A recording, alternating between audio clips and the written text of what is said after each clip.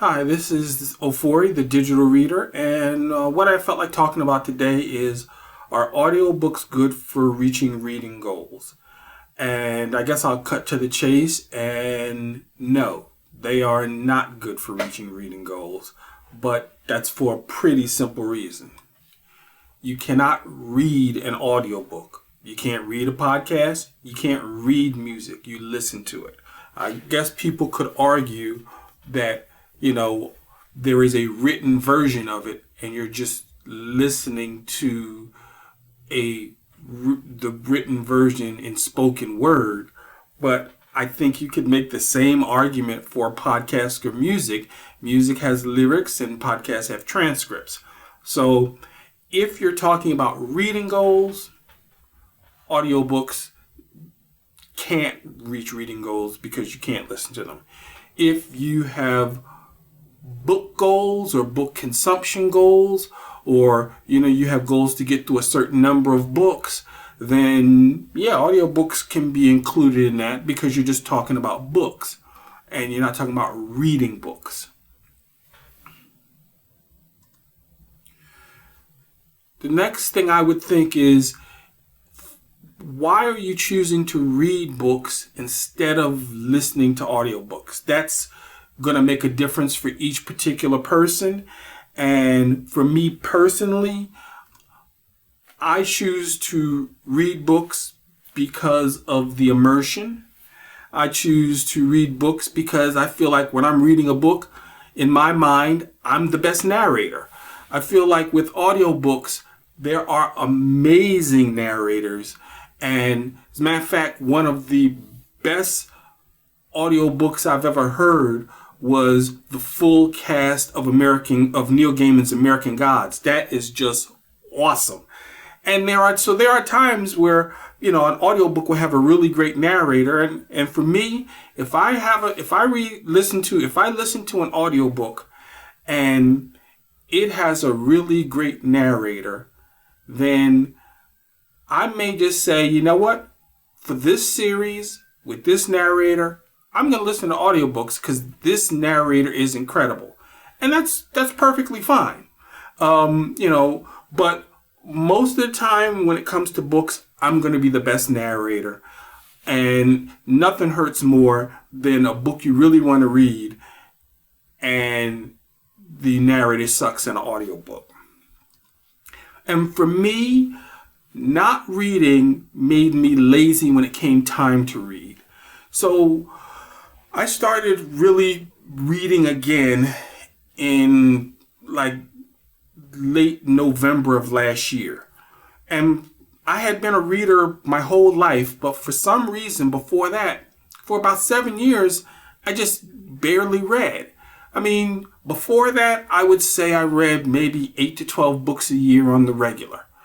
But for that 7 years, I just didn't feel like reading. I read maybe 1, maybe 2 books a year. And I feel like a lot of that occurred with the growth of streaming.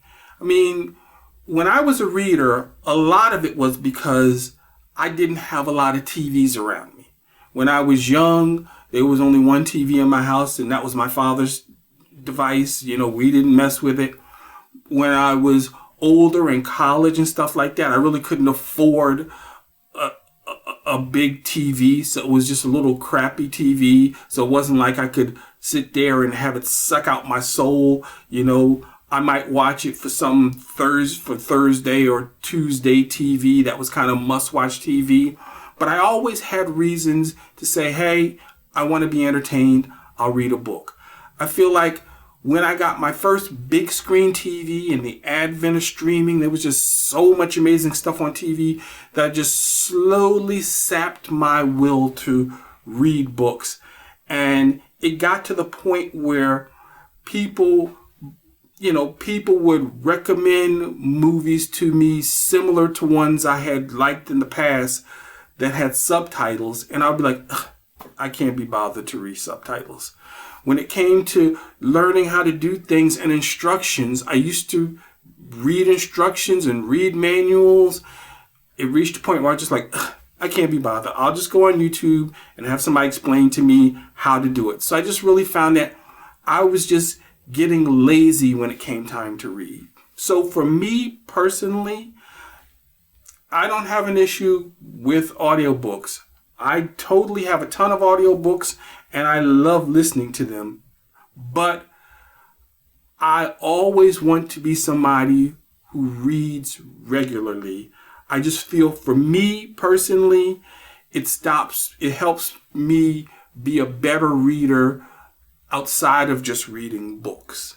And for me personally, I see a lot of people include reading goals. My reading goals aren't to improve the amount of books that I read. My reading goals are just to always be reading.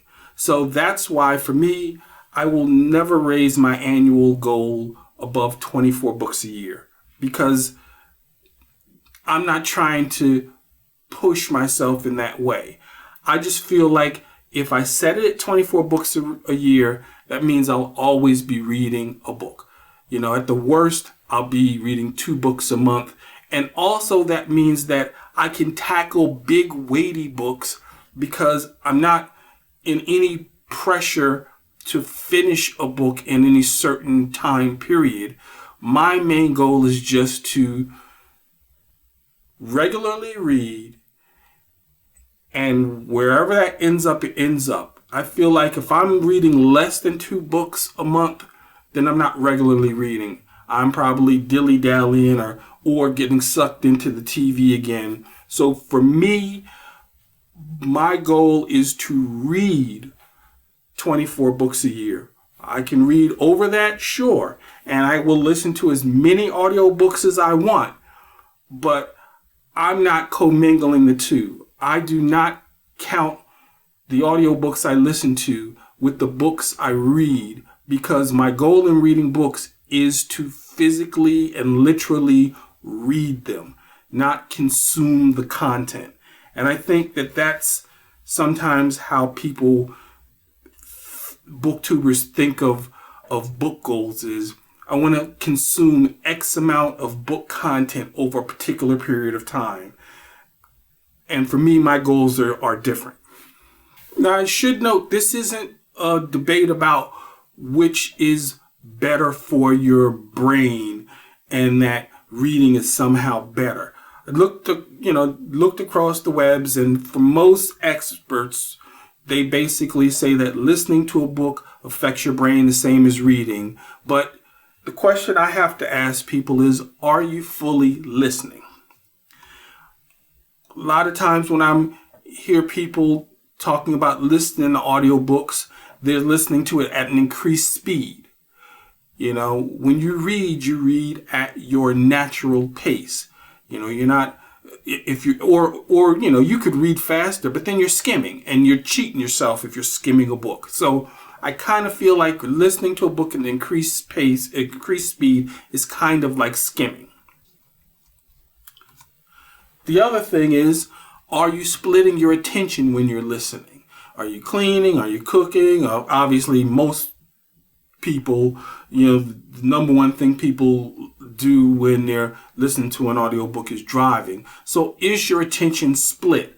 So reading and listening affect the brain the same, but I think people approach reading differently. I think people approach listening differently. They'll listen faster, they'll split their attention. So I just think that they approach it differently, and that different approach can make it less effective.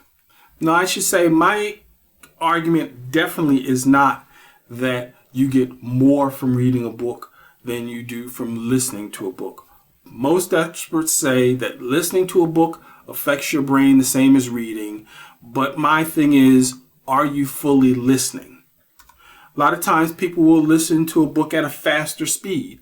So to me, that's kind of like skimming a book, but when you're listening. So if you're listening at a faster speed, you're just not going to get as much, comprehension as you are at the normal pace.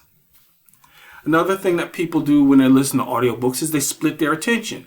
They could be cleaning or cooking or driving. And so if you're splitting your attention, that's another way that you can reduce your comprehension. Once again, it doesn't have to do with the basics of the medium. I mean, if I'm sitting and I got a drink in my hand and I'm just chilling, listening to an audiobook, I'm getting the same out of it as reading that book. But if I'm driving, if I'm trying to follow directions, if I'm cleaning and turning on the faucet and doing a whole bunch of stuff that I have to split my attention, then I'm not. I feel like the best happy medium, to be honest, is both. I feel like you shouldn't 100% read and you shouldn't 100% listen. You should kind of mix it up. The way I do it is I get audiobooks that are a little bit lighter, that aren't really that deep that I can listen to. And I also, when I get an audiobook, if I like the narrator, I'll usually keep that series going in audio because that narrator is one that really connects with me and I like. The Mercy Briggs series, I had read the first 8 of those books and then I got the audiobook and I liked the narrator, so now I just listen to those in audio. So it varies, but I feel like you should split it. That's how I do. I split it, but for me, I will always set a base of 24 books a year that I will physically read because I always want to keep my reading skills sharp. So it'd be interesting to hear your comments.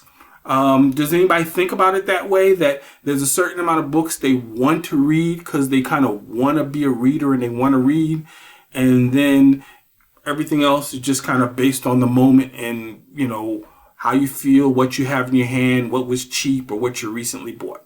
So anyway, this is Ofori Murray, the digital reader. Keep reading.